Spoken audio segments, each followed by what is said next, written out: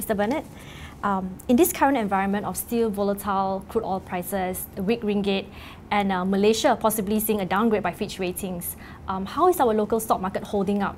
And to be honest, we were quite surprised with where the index is holding up right now. Yeah, I think at this level, valuation is not exactly cheap, and I think markets could be a bit complacent at this point in time. You mentioned that valuation right now is not that cheap, but it's actually corrected from an all-time high of about 1896 points. So it's still not attractive yet. Yeah, one of the things that beyond the macro factors, okay, that has actually affected the stock markets, one also needs to look at the earnings growth versus the region. Malaysia earnings growth is among the lowest in Southeast Asia, about 9%. So at this point in time, we still see a bit of earnings risk, although the fourth quarter result seasons have seen a lot of companies actually meet expectations. That said, we still cut our earnings by 1.5%. Going forward, going into the first quarter, second quarter, we are still a bit cautious. I think first quarter we probably see earnings holding up fairly all right.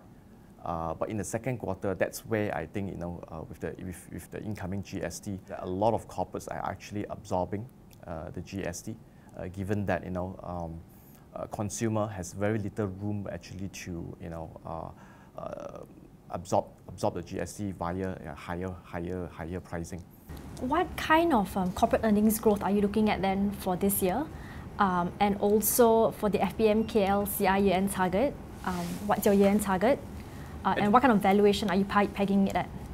Right, at this point in time, we are still looking about just above 9% earnings growth, aggregate earnings growth for the FBM KLCI. The two sectors where I think have highest earnings risk at this point in time are the banks as well as plantation. Banks because of GST, because interest income is a tax-exempt revenue.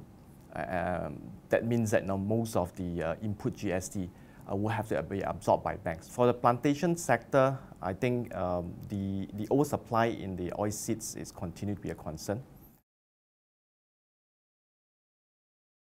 I would say that for the market, we are very cautious. Okay, we have a year-end target of 1750. Oh, that's very low. Yeah. Is that the lowest in the? I think it's one of the lowest in the market. And that's pegged to a 14.5 times PE. For which FY15? FY15, all right. 14.5 times PE is really, factoring in, some of the macro issues that we are facing. Okay, domestic consumption is likely to be slower. Okay, with the GST and inflations hurting the domestic consumptions. Loans growth is coming off.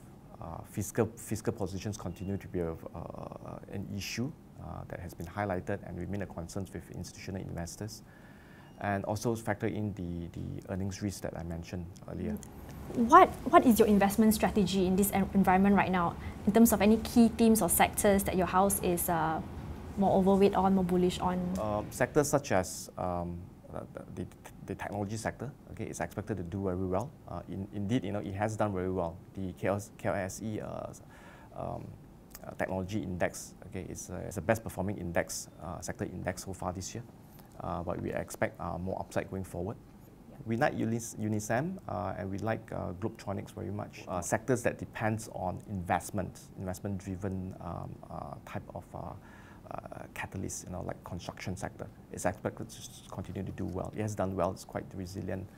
Government's expected to announce the 11 Malaysia plan on the 21st of May, okay, and I think that given the weak domestic consumption, the government would definitely need to spend more, commit to more infrastructure spending in order to achieve their goal of the developed nations. After all, the 11 Malaysian plan is the last Malaysian plan before the year 2020. Okay, So we expect more news flow on that front for quite a number of construction players. Could you name your top picks, I don't know, for the quarter or for the year, for both big and small caps? So you mentioned, I think, Unisem and Globaltronics, but are there also other companies?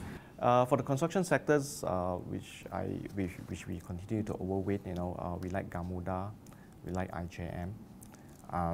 Some of the bigger caps names that we continue to like in the utility sectors, I think the earnings is still going to be quite resilient, so we continue to like the Naga. We also like Petronas Gas. All right. There's a revival in the tanker rates, as well as the LNG vessels from Petronas to MISC. Okay. That has been that relationship has been restored, okay, and that's a key radiating catalyst, and for that reason we like MISC. Now we also like the rapid play down south in Johor, and we like the smaller caps names like the Muhiba. We also like Pantech.